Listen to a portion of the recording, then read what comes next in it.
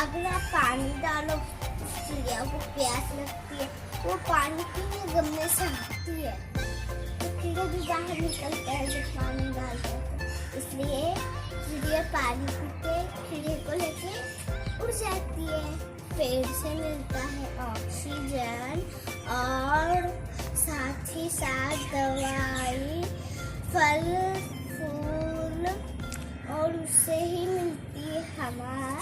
इसलिए मैंने इनसे पेड़ उगाए हैं। Thank you.